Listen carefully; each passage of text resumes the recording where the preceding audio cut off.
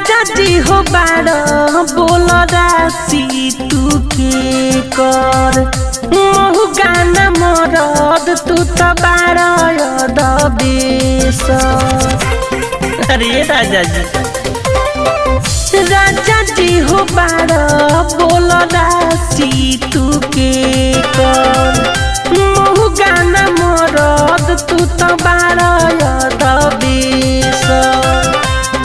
नाही फेर तारा हाथ सुतते बीत जाता रात। नाही फेर तारा हाथ सुतते बीत जाता रात।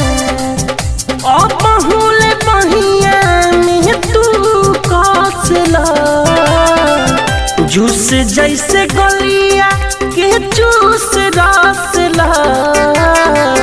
लागता बेलाज तो पियाज घोसला जूस जैसे गलिया के जूस ढोसला।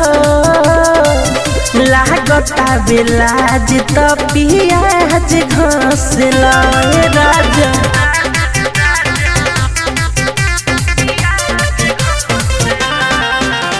म्यूजिक बाय सुगम राजा। सुगम राजा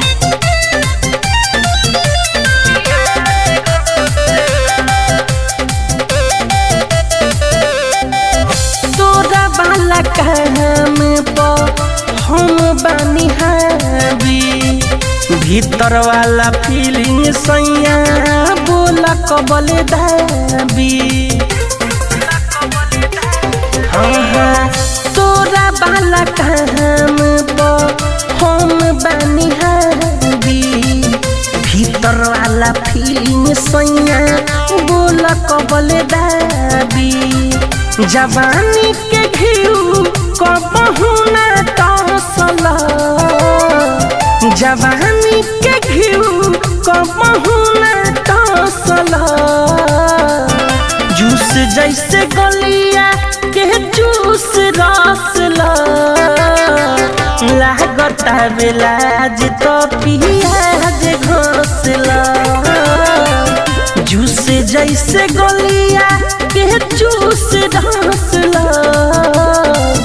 लागता बेलाज तो पियाज घोसला।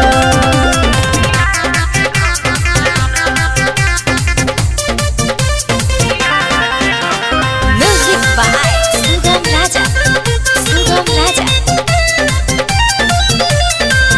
भात रोटी खा के कौन ससुरा में रही। अजय चन देशवर रखले नैहरे में सही। अरे बड़ी गजन बा। भात रोटी खा के कौन ससुरा में रही। सुगम राजा रखले नैहरे में सही। मिठू मार सचुमा 4-5 10 मिठू मार सचुमा 4-5 10 जूस जैसे गलिया के जूस रसला। लागता बेलाज तो पियाज घोसला जूस जैसे गलिया के जूस ढसला। लागता बेलाज तो पियाज घोसला।